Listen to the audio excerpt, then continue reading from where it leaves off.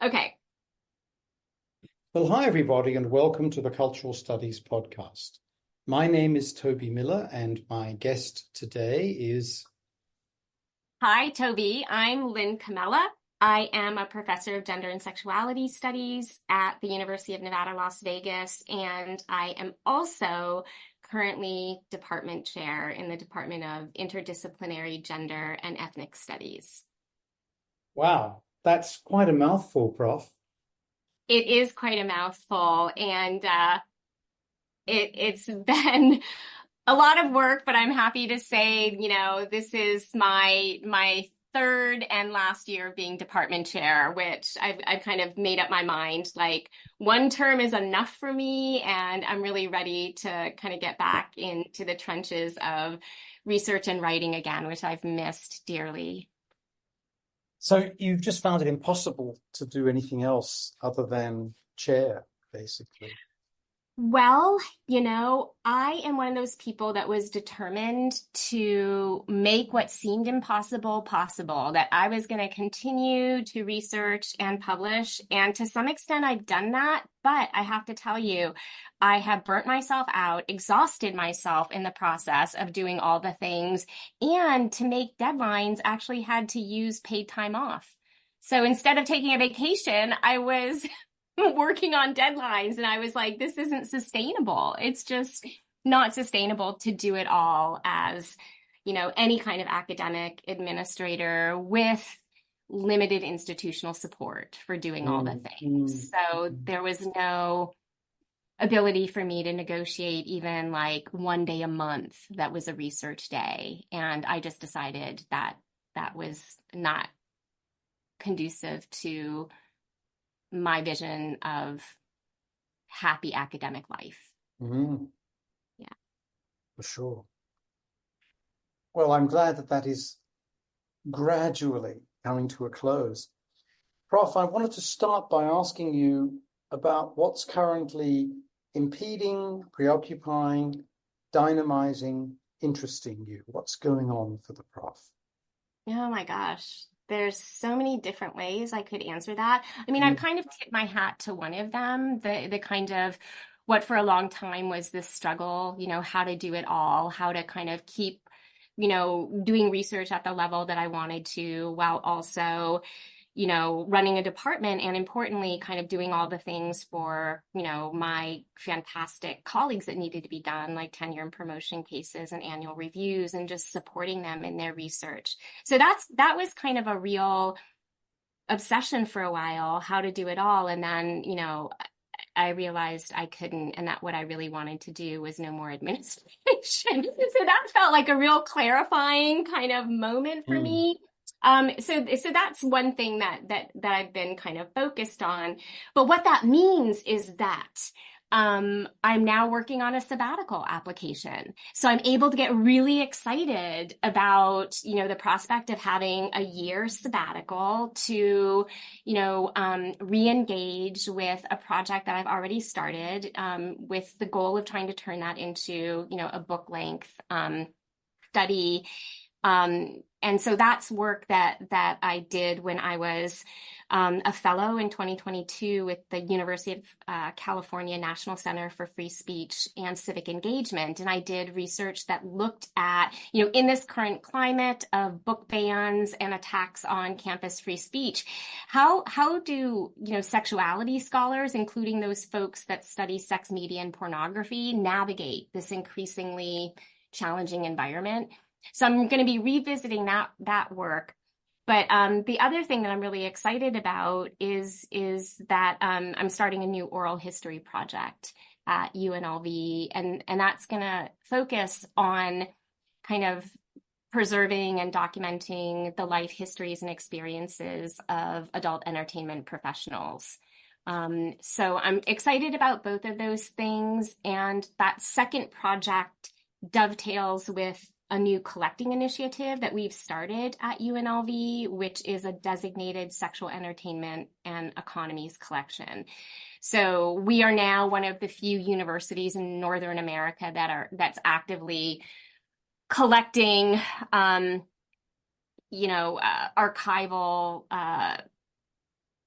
kind of archives of folks from within the adult entertainment industry. So individual performers and businesses. And so that has been super exciting to launch that collecting initiative and then thinking about like building an oral history component to that. So those are things I'm excited about. And particularly for those outside the US who are listening, for whom Nevada may simply be the women and quickie divorces, with people saying, amor, amor. What's the story historically with Nevada and, in inverted commas, the sex industries? That's such a good question. I'm actually teaching a class right now on sex and gender in Las Vegas. That's the title of it. And I really am enjoying it. It's the second time I've taught it, but it really allows people to think about like the ways in which a highly gendered and sexualized economy were really kind of baked into the identity of Las Vegas from the get-go. So, I mean, Nevada's a really kind of interesting state. It's a really paradoxical state in terms of its kind of politics. But, you know, Las Vegas was founded in 1905 as a kind of railroad town, a kind of dusty frontier town. And at that time in 1905, they auctioned parcels of land off in what's now downtown Las Vegas. And Block 16 was the parcel that was designated for saloons. So those went quickly and at a high price. And then, you know, shortly thereafter, brothels were built on top of the saloons. So there was pretty much from the start a red light district that really helped produce, you know, Vegas's reputation as a place of vice. That said, prostitution, as it was, you know, kind of called at the time, it was predates the language of sex work, but it was never legal in Las Vegas, but it kind of operated in this, what we might think of as this, you know, zone of tolerance, and operated for decades. And it wasn't until Nevada started to seek federal money with the building of the Hoover Dam, and also then eventually with just kind of, you know, wartime efforts. You know, they were trying to woo federal dollars, and it was actually the feds who were like, you need to clean up a little bit, Nevada. You need to kind of tamp down on some of this vice because we don't want to put all this money into these projects only for, you know, our workers or service members to be distracted by all the fun things that you're offering. So the history is really interesting, and it's a kind of local history that interfaces with a federal history. But, you know, certainly by the 1950s, when Las Vegas was really growing as a tourist destination, and there was a lot of time, effort, and money spent on promotional campaigns, you know, the kind of powers that be in the city weren't too keen on leading with vice. So there's some promotional videos from the 1950s that never mention gambling.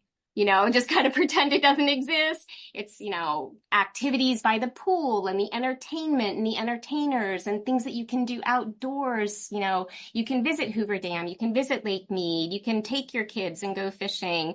So I think what's interesting to me as someone who studies the adult entertainment industry, I mean, I couldn't have landed in a better city for it, but also just like how contradictory the city is. And I think it's just, again, from the start, Vegas as a tourist destination has had to figure out how to dangle enough sexual titillation and intrigue to attract those tourists from, you know, middle America without it becoming too scandalous.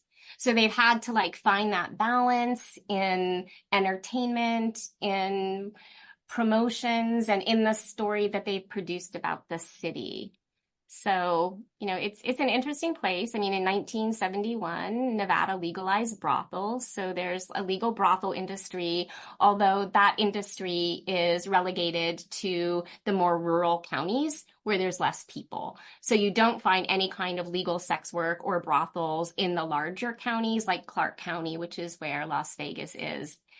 And I mean, we can hypothesize why that is, but I think that, I think there's this sense that, the Las Vegas can handle only so much legal vice.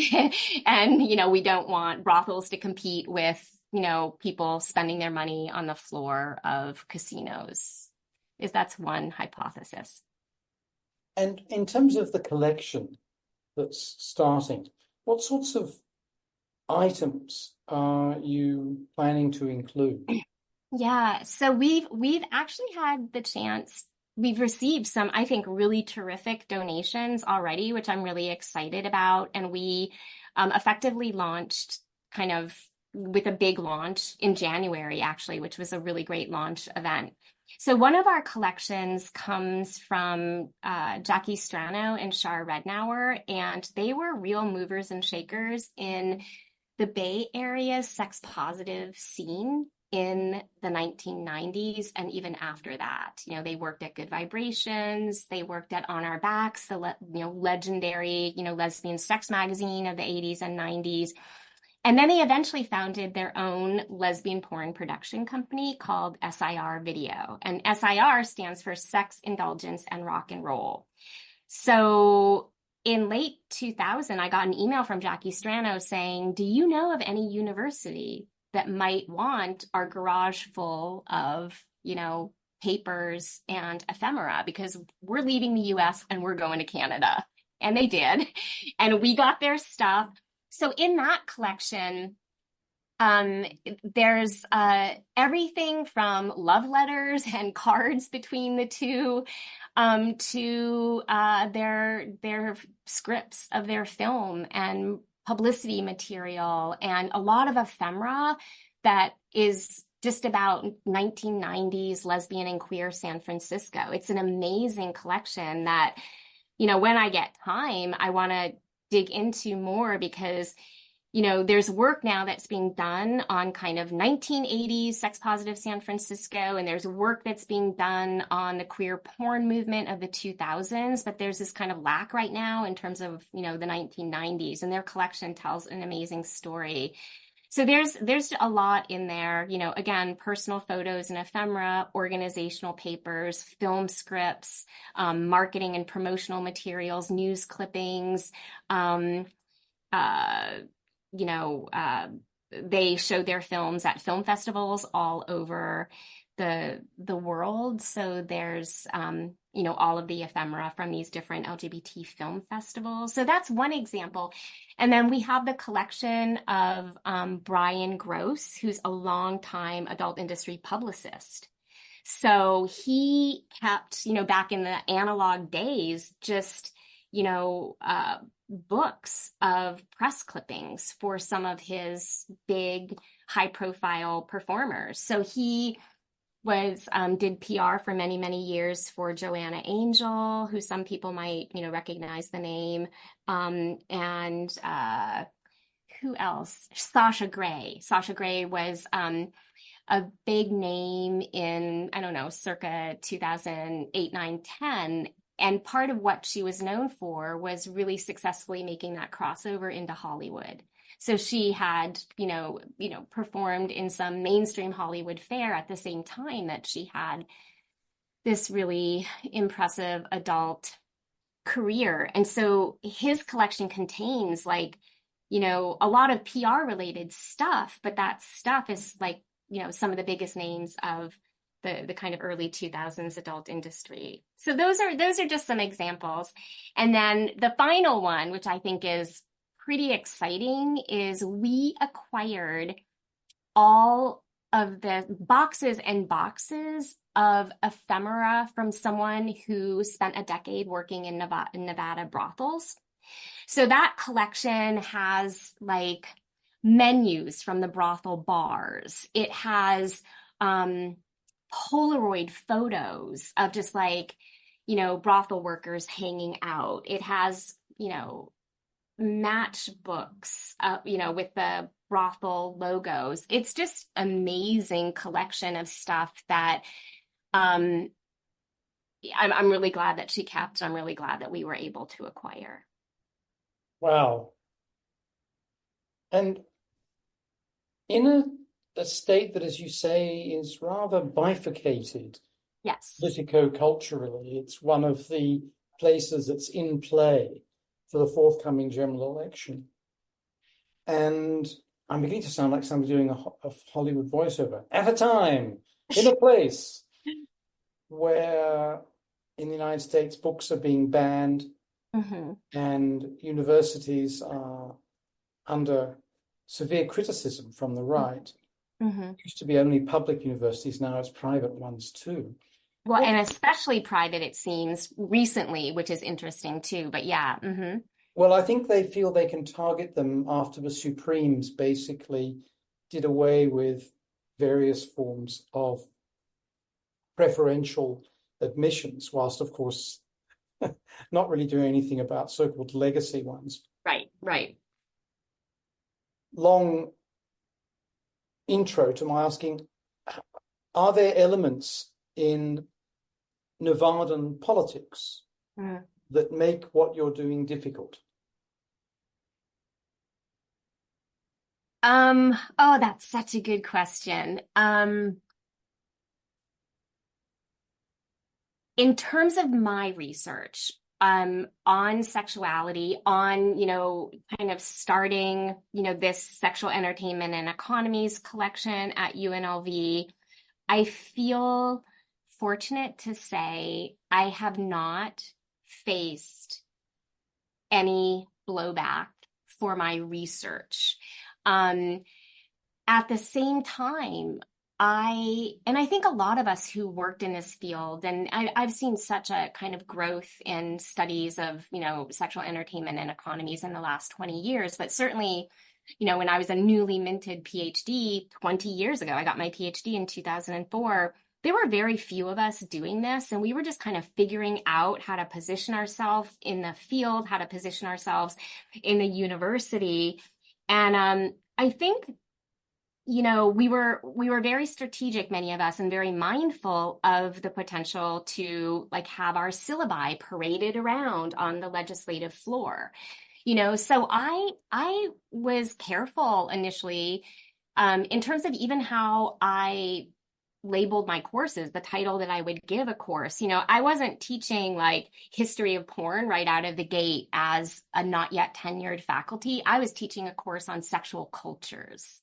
And that was really intentional because I felt like that could slip under the radar more easily than if I was like my first year at UNLV and like, here's a course called porn cultures, and I didn't want to risk that. I had heard some horror stories. There are many of them in terms of just, a professor's researcher writing, getting on the radar of politicized legislators, and then they're just given a really hard time and worse. So I've been very mindful and strategic in terms of just navigating potential pitfalls, knowing that they're out there, knowing that I wanted to avoid those. And I've been pretty successful, very successful. I think, I haven't had any issues with that. And I think ironically, and I think about this a lot, I started my job at UNLV in 2007. And Nevada was one of the first states in the country to really start to feel the effects of the economic downturn of, 2008. We started to feel that here pretty much as soon as I got here. I started to listen to a local radio show called State of Nevada, and it seemed like every other week they were talking about this thing called foreclosures, which I'm not a homeowner. I never heard this term before. So, I watched as, a young university professor, a university system that had grown kind of hand over fist, that had pumped all this money into higher education, all of a sudden, for the first time ever, have to start to tighten their budget, their purse strings. And what that meant was that in 3 years, our state funding dropped 35%. And there was talk of eliminating the philosophy department, of eliminating women's studies. And I was a women's studies professor. I was initially hired into the women's studies department. And it was like my first couple of years at UNLV, I was fighting to just kind of make a case for, like, especially in a place like Las Vegas, you needed women's and gender studies. Come on, like, you needed that. But we had to like fight and make the case for that, which I was doing. And where I'm going with this is that the only time that I have ever received really nasty blowback, like, you know, like, you know, really nasty blowback, was when I was advocating for funding for higher education. That was when I was like really attacked. Like, and some people, I was an easy target because I was a women's studies professor. Some people glommed onto the idea that, oh, I study sexuality. What am I teaching students? And I thought that was really interesting. Like, I'd never really experienced being attacked for studying sexuality, but you're going to come after me in a really horrible way because I'm saying higher education matters and state legislators should fund it. And that was kind of that was an illuminating moment. And it was also pretty exhausting and soul destroying as well. But I remember I had been asked to write an op-ed for like a local alt weekly in Las Vegas, which I did. And they did not tell me that my op-ed was going to be joined by a person who had kind of made like a professional job of attacking UNLV's women's studies. So the whole thing, my op-ed was great, I'm going to say, still stand behind my op-ed. But I had asked questions beforehand, like, are you going to be running nasty letters, or are you going to be vetting letters? Oh, no, the editor said, we'll make sure that, like, no one's going to come after you in the letters. Well, this editor was so happy just to have some engagement around these competing, dueling op-eds that he ran like these really nasty letters. And I still remember them. One of them was like, Comella lady, you're full of crap. You're nothing but a feminist Nazi. And I'm like, okay, that would be Dr. Comella lady, you're full of crap, but wow. All right. So that was a very kind of illuminating experience to go through. That was like 2011. I still wasn't tenured. I got tenure in 2014, I think it was. So it was still early in my career. But that was a weird thing. It's like, so, and I guess the point that I'm trying to make, and this is where Nevada gets kind of interesting and contradictory, was there's all these other things you could say about me and what you're going to do. The focal point of coming after me is just like, education matters, let's fund it. Oh my God, I inflamed the passions. I didn't know there were so many anti-education folks out there. But yeah, so that's that. That wouldn't have been a very nice experience at all, of course. But that said, it doesn't sound as though in general you've had that bad a time. And it doesn't sound as though people are opposed to the collection. No. And people have been really excited about the collection. We had a great, like I mentioned, a really great launch, and people from all over the country came, and we had speakers and panels. And so there was a lot of excitement, a lot of enthusiasm. I raised money to make sure that we could pay our initial donors a really nice honorarium, that we could fly people out, put them up. And I think it's interesting to note that, our two big donors for that launch was Las Vegas's Erotic Heritage Museum. So the local sex museum was our principal donor. And then another big donor was the Chicken Ranch, which is a brothel. So I feel like that's so emblematic of kind of, Vegas and trying to do these initiatives and, where do you go to get money to support them? Not all the time, but oftentimes to, the very entities that you hope eventually will donate their collections, the kind of movers and shakers in the local kind of sex economy. But I will say, and this goes back to this larger project that I'm revisiting that looks at kind of looks at the place of kind of sexuality scholars and porn studies scholars in higher education as there are these crackdowns on academic freedom and free speech, looking at this larger ecosystem. And one of the things that my research shows is that some of the biggest gatekeepers when it comes to sexuality studies and porn scholarship are not necessarily people in the provost's office or the president's office, but the biggest gatekeeper are media affairs people, oftentimes. They won't promote porn studies scholars' books, even when have won major research awards, or they do really in-depth interviews with a faculty member. Then they decide retroactively, oh no, we can't have this on the university's webpage. We could offend parents, we could offend donors.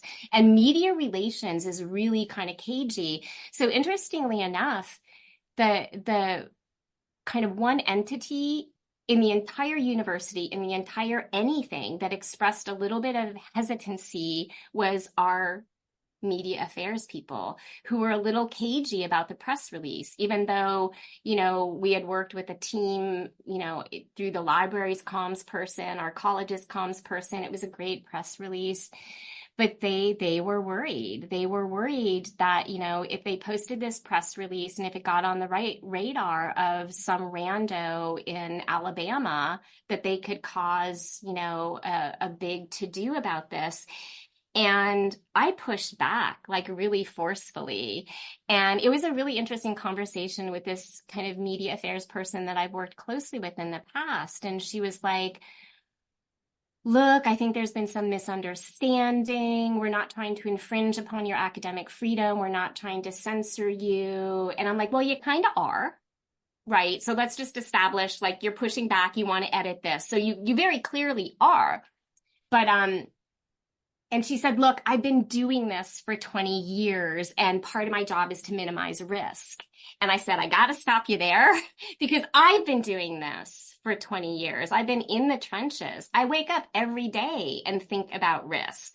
I lecture today about this topic. What am I going to wear? I'm going to a conference. How am I going to present myself? I said, so I appreciate your kind of aversion to risk, but I also want to tell you that, I certainly would not be, putting out a press release that would be, at all inflammatory, right? We're on the same team here, but please don't tell me that I don't know your concerns, And so it was an interesting conversation, but I think it was just another data point that in when it comes to sex and sexuality, the media affairs people, they really don't have a good gauge on kind of the interest in these topics, the quality of books and research that are being produced and stuff. So they see the word sex or they see the word porn and they're like, whoa, we can't do that. When in fact, I have colleagues at other places who for years were kept away from donors. Like they just weren't invited to donor events with the idea being like, donors aren't going to be receptive to your research, only to find out when those scholars are actually put in the company of donors, donors are so, supportive, interested, enthusiastic about the research. They see kind of, the ways in which it matters and why we need space in the university. So the real kind of, we need to kind of keep all these scholars. I think a lot of media affairs people think that they need to keep us hidden, but that, we as a group, and I talk to colleagues about this, I mean, we very much do what we can to kind of push back against that, but there is an institutional mindset that is there. But it might not always be where you expect it to be. But media fairs in general, I've heard so many stories that that's where a lot of gatekeeping happens, for sure. And that's especially interesting, Prof, when in addition to your many scholarly works, books and articles, you've also published quite a bit in the bourgeois media, uh, Mm-hmm. like Forbes magazine. So Mm-hmm. presumably these people were quite happy that a professor from the university was the columnist for Forbes. Yeah, I mean, I think I uh, I mean, you would think. I mean, I definitely have done a lot of, what I would call public scholarship, which I've really, really enjoyed and I've really missed and want to get back to doing more of. But again, it's this kind of push and pull, right? Like, I think you're exactly right that there on in some respects is a certain kind of street cred that institutions get when they have a professor that's kind of seen as edgy, like when their research is edgy. And so there's this acknowledgement that they want those courses with the sexy titles because they think that they'll draw students and be good for enrollment and all of that. They want you to kind of, take your scholarly chops and kind of go public with them and write for outlets, whether it's the Washington Post or Forbes or, other entities. And they're happy with those things until they're not. And you don't always know in advance, like where that little kind of thing is. But yeah, I mean, I think universities love dangling kind of, you know, faculty who are doing interesting things and who have interesting things to say out there. But at the same time, I think they keep an eye on us probably more than we realize. And Prof, speaking of your scholarship, this leads me to ask you to tell us a little bit about your very celebrated, I guess, first monograph, namely Vibrator Nation. Sure. When we first met, you were doing your doctoral fieldwork working in a sex shop, Yes. I recall. Yes.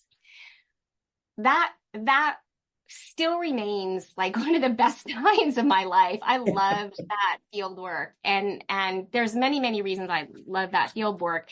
But for a little bit of context, so yes, we met when I was doing my PhD dissertation, and it was a multi-sided ethnographic study looking at the kind of emergence and the retail culture of feminist sex toy shops in the United States. Businesses like Eve's Garden in New York, Good Vibrations in San Francisco, Babeland in Seattle and New York. And I was really interested in just like, you know, in what ways are these businesses different from the quote unquote conventional sex shop, and how do they talk about sex and present sex to shoppers and do all the things that they're doing, particularly around retail-based sex education. So I'm an ethnographer by training, and I was incredibly fortunate when I approached the then owners of Babeland and explained my dissertation project. And at the time, I had just received a nice dissertation fellowship from the Social Science Research Council that for span of about 10 years had a sexuality research fellowship program that was amazing. Like so many of us went through that fellowship program. So I had gotten that, which allowed me to just kind of envision like what would my dream dissertation year of research be. So I approached the owners and I said, this is my project. I have this funding. I would love to, be able to do some ethnographic research on the sales floor so I could see how this world works from the inside, not just looking in, but actually being in.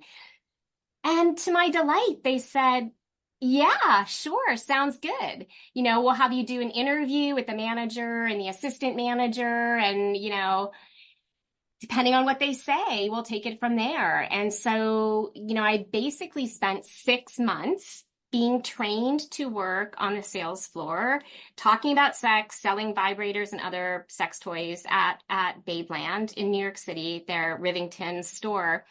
And man, talk about an amazing field work experience. It really was, because, you know, I I was just able to have pretty much unfettered access to this company. I attended staff meetings and marketing meetings. I saw their sales figures. I had access to all these business records, as well as, opening up. I had my keys to the store. I had my own keys to the store. Ah, I would open up my shift on Sundays. I would open up the store. I would lift the gate. I would get the store ready, bring the till up from the basement. And so I was really immersed in it, and I learned a lot, and it was just really, really, influential yeah. to kind of my research and analysis. But what I really liked about it was I loved being part of like this community of kind of sex positive feminists. And it was really kind of amazing to be in that like sex positive, women oriented, queer friendly space. And it was hard, like when that 6 months came to an end, because it really Hmm. kind of it fed part of my soul that was really different different than like the way that academia feeds me, like it was just really kind of informative, personally, like influential. And I'm still, really good friends with a lot of those people that I met, from 20 plus years ago, that research. So I really that was fun. So that was a big part of the research. But yeah, I had the chance to spend time in different cities, and did 80 plus interviews over the course of a good decade. It was like a really, really big project that found life and form in a book called Vibrator Nation: How Feminist Sex Toy Stores Changed the Business of Pleasure. And it was really fun to research. It was really fun, but also really hard to write, because when you do all that research, you have to make sense of it, right? And you have to package it in a way that's going to be accessible and readable. But I was really happy with how well it was received. Yeah.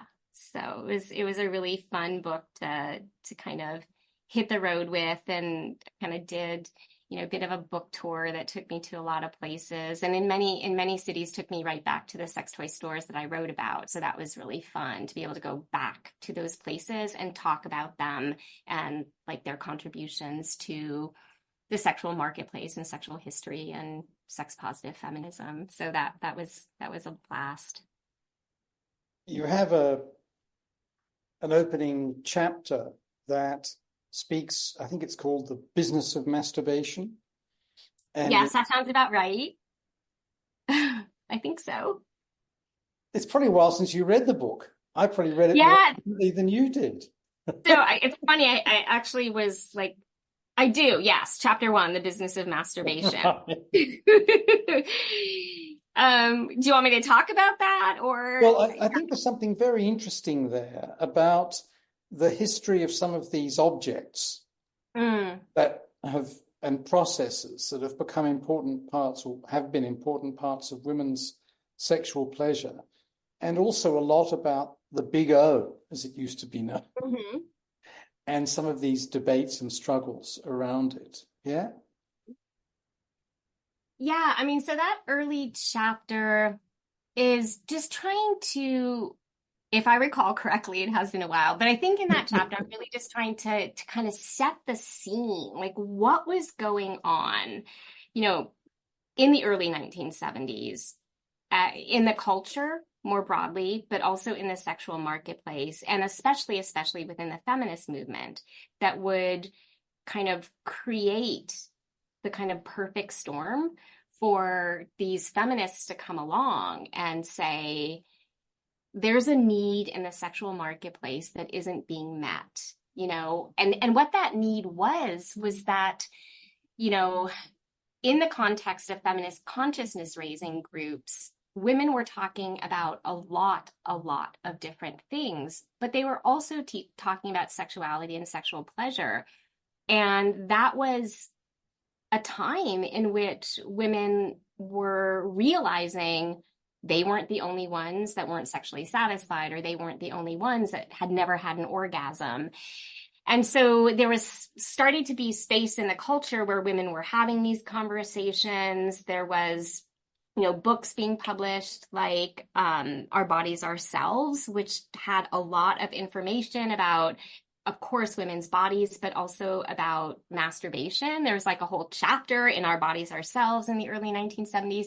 So there was this kind of emerging discourse coming from within the feminist movement that was saying women should take control of their sexuality. And one thing that can assist women in their pursuit of what for many was a kind of elusive orgasm was the vibrator. And women were saying, great, I love this. I would love to be able to get my hands on a vibrator. Where do I get one? Like maybe the electronics department at Macy's has like, the Hitachi magic wand, or I could kind of put on a badge of courage and go into, a local sex toy shop geared towards men. But what women were finding was that they often and very quickly became objects of harassment in those spaces because they maybe were the only woman in there. So the men, wondered why they were there and if they were sexually available. So feminists were like, if we're going to encourage women to take pleasure into their own hands, if we're going to tell them that vibrators can help them with that, we really need spaces where women can get these. And so the idea of, women-friendly vibrator shops was born. And so the first business, was Eve's Garden, which started operating in 1974 from her kitchen table. She was a mail order operation. She was working as an ad executive in, New York City and coming home and filling orders, at night and, finally opened a retail showroom. So in New York, there was Eve's Garden. And then a few years later in 1977, Joni Blank opened Good Vibrations in San Francisco. And those were like the two pioneering sex shops. But yeah, in that chapter, the idea of business of masturbation is twofold, right? Like the business, like the matter of masturbation, like as a topic of conversation or as a pursuit, business in that sense. And then literally, the ways in which businesses grew up around that practice in order to, do what they could to make sure that women who wanted vibrators to enhance their sex lives could get those more easily, So there was this, and I think I really applaud those early kind of feminist entrepreneurs, because I think that it's one thing to step into a market that's already been created.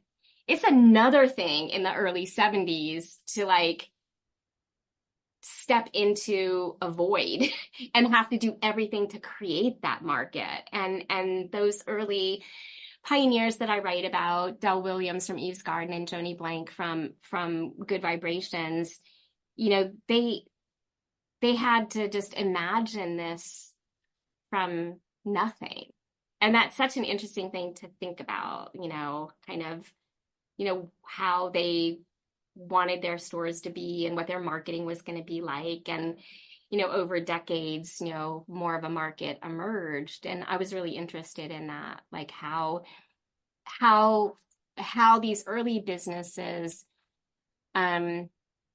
were so foundational to businesses, obviously, that came after, but also to a whole set of kind of sex positive ideas and discourses that certainly by the 90s and early 2000s were, baked into the culture and kind of infused in women's magazines and even men's magazines. And how did that happen? Very interested in tracing those discourses and the processes, right? Like, by which these things came into being. So there was a lot of stuff happening for decades before, the quote unquote women's market really became something that people within the adult industry more broadly talked about. And that was really interesting when, I had been doing this research for a whole decade, and these businesses, they were so marginalized. They were kind of, oh, these quirky little feminist sex shops.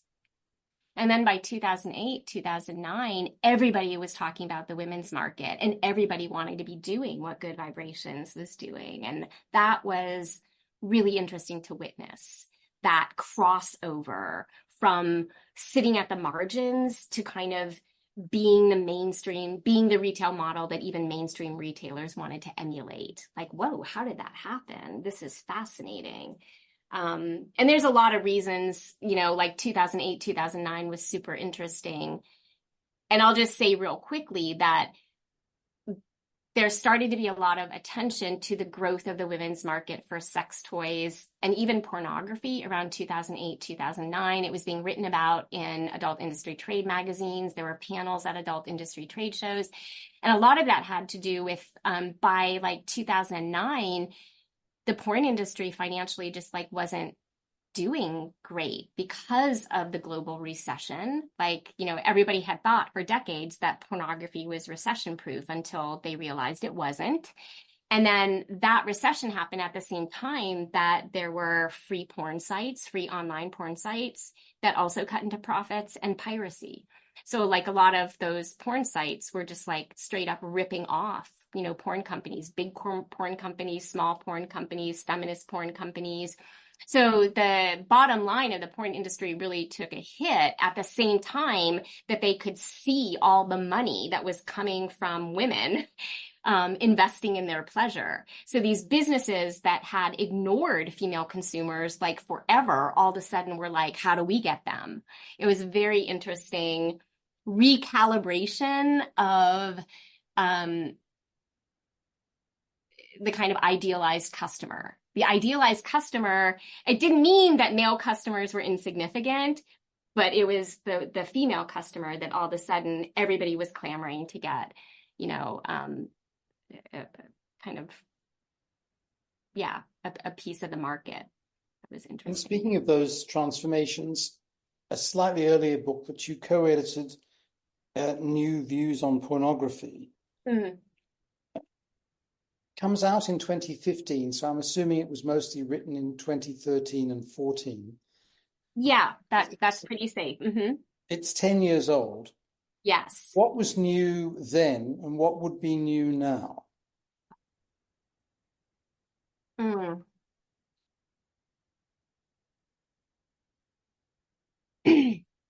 Well, certainly in 2015, porn studies itself wasn't new, but we were starting to see a growth in porn studies.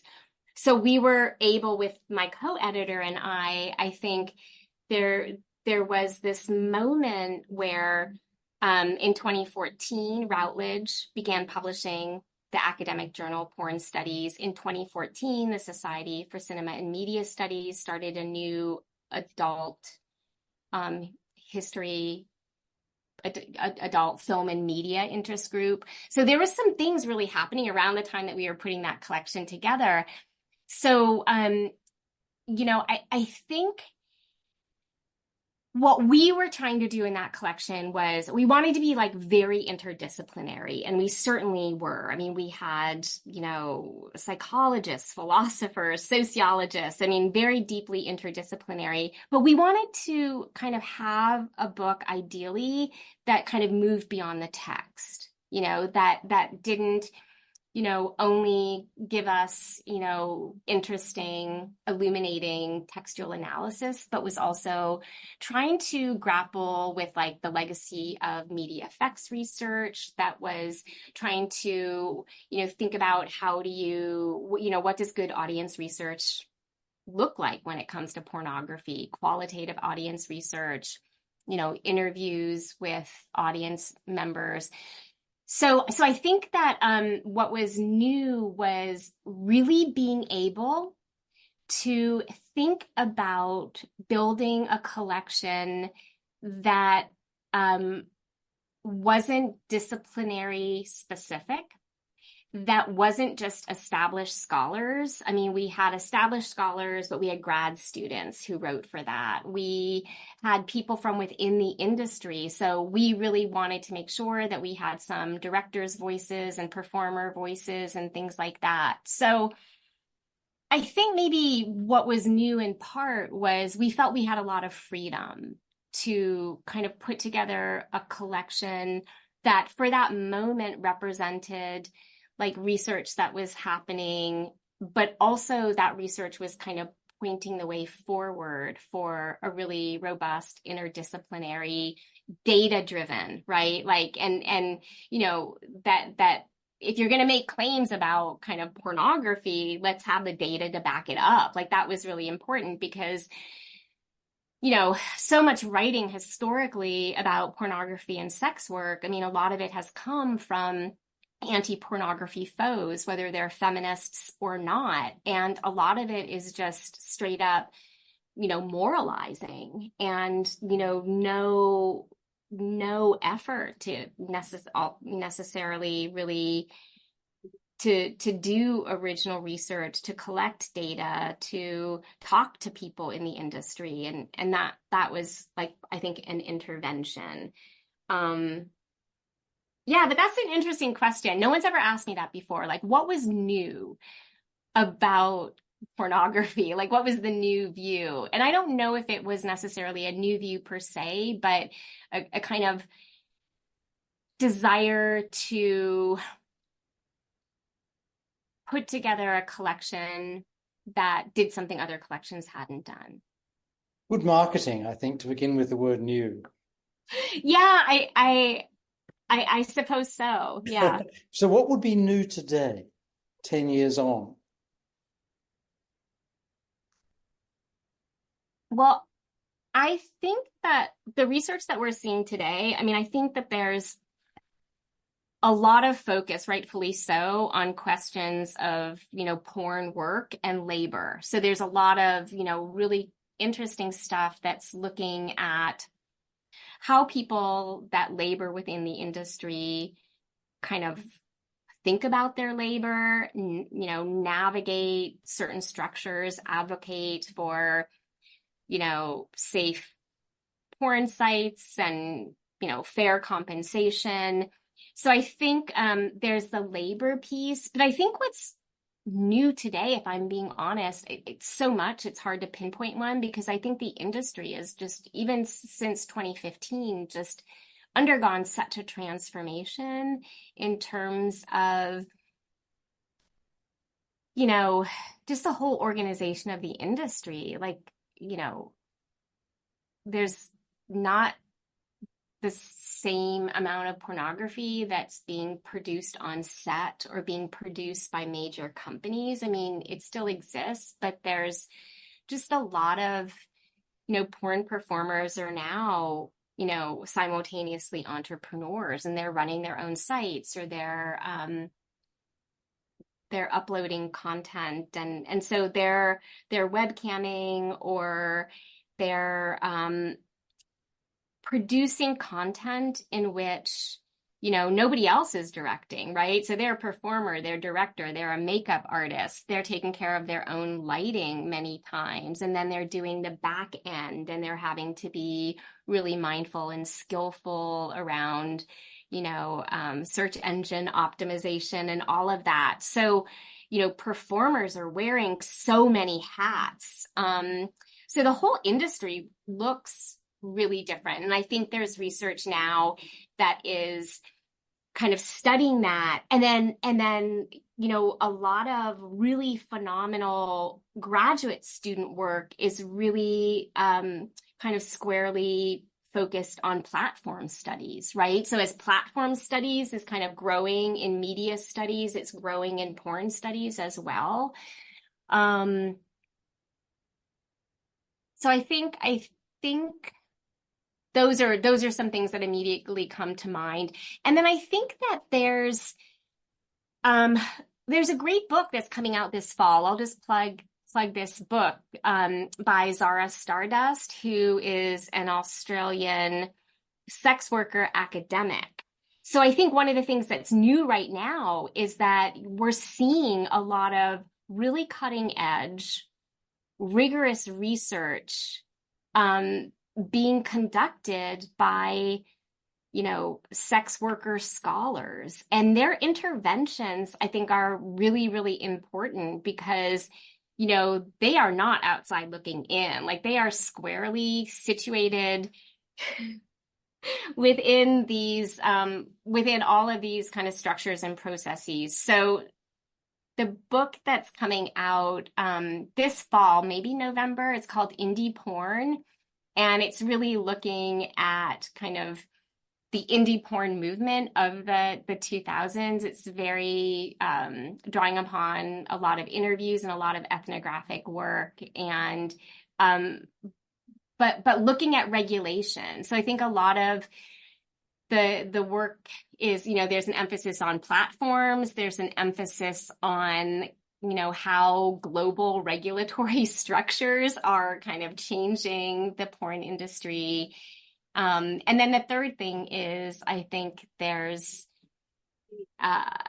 not this kind of divide between kind of, academics writing about the adult industry and foregrounding kind of the experience of sex workers in their writing. There's now sex workers embedded in the industry who are simultaneously researching the industry. And I think the stuff that's, we're seeing, from that vantage point is really, really good.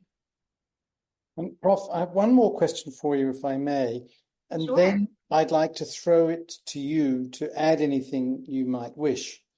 And that could take the form of traversing terrain we've already been over, something new you wish to say, or it might be something we haven't mentioned. Sound okay?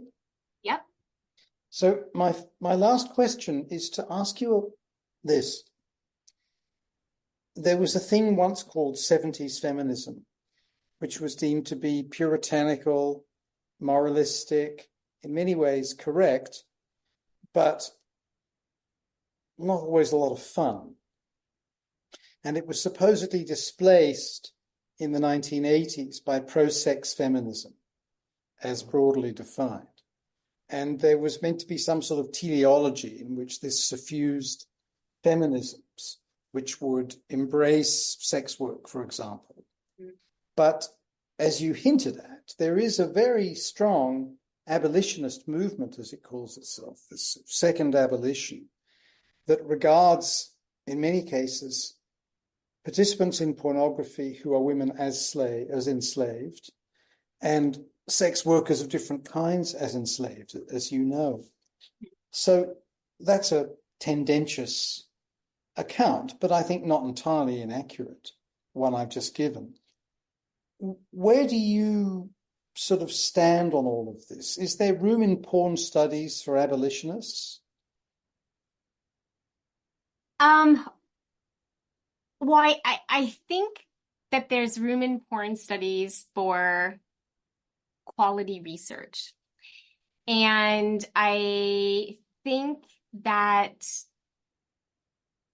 some of the most vocal, ardent, anti-porn feminists, I am not sure they would want to join porn studies scholars at the table, because I think they see the field of porn studies as being pro-porn, and they don't want to kind of be part of that. And so there was like controversy around Routledge launching this journal, and there was a petition that immediately began circulating, headed up by some of those anti-porn feminists and academics who felt like, well, if you're going to give these pro-porn scholars their journal, you need to give us a kind of critical, porn journal or critical porn studies.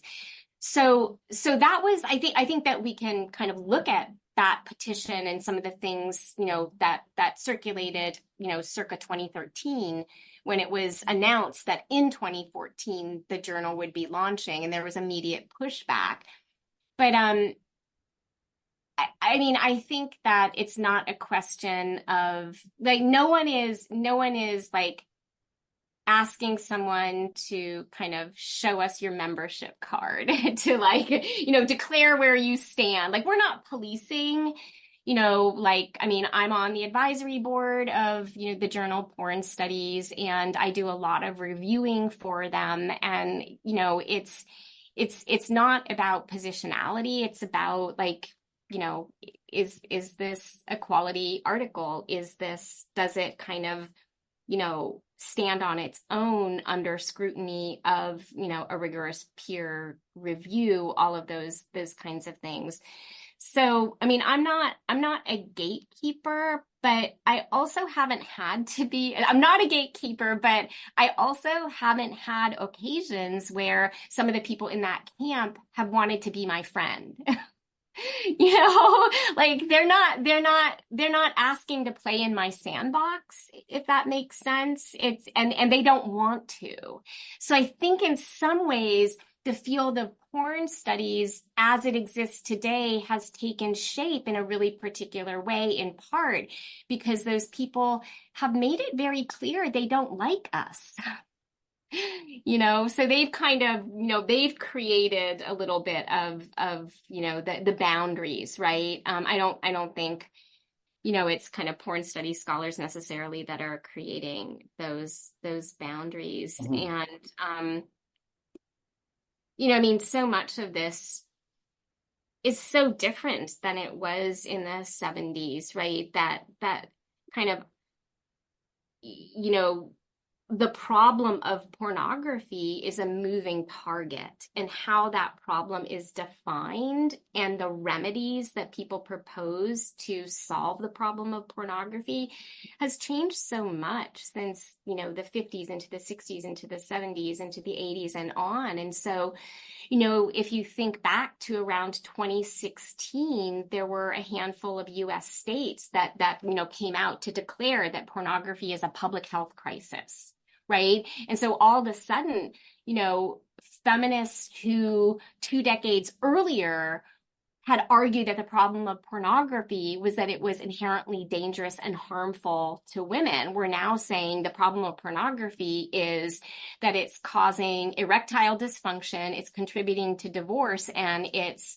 turning boys' brains into mush. So it's a very different articulation of the problem of pornography by some of the very same people that had defined anti-pornography in the mid to late 1970s and throughout the 80s. So I think that, now, you know, all sex work is trafficking. So there's that, disentangling. And so yeah, the kind of arguments have changed, over time dramatically, in terms of just the work that people are doing to,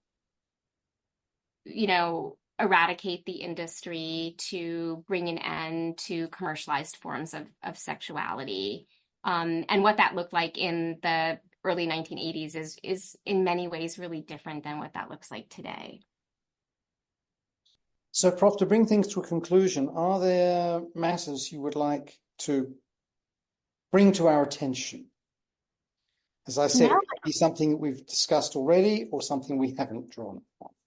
yeah, no. I mean, this has been a really fun conversation. It's been a while since I've talked about kind of new projects and old projects. And I think we covered a lot of bases. And I think, where I would kind of circle back to is just, I do think that sex archives are having a moment right now. And I'm really happy that we are working on this new collective initiative at UNLV and growing this. So I guess I would signal boost that, but I think that it's really interesting that we're at a point now in kind of sex work studies, porn studies, where I think both researchers, academic libraries, and actual adult industry professors are really all on the same page about the fact that we need to document and preserve this history.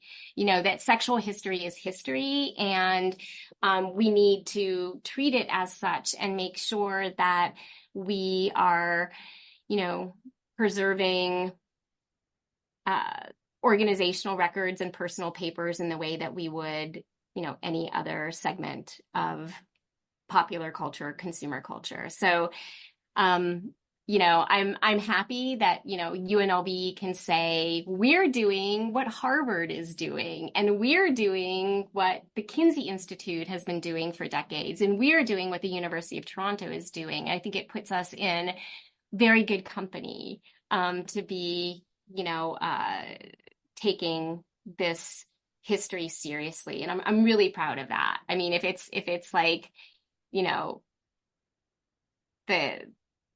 the kind of one big thing I do in my career, like I'm happy to point to that and say I'm deeply proud that we were able to launch this. Prof. Lynn Comella, thank you so much for being with us. It's been terrific learning from you.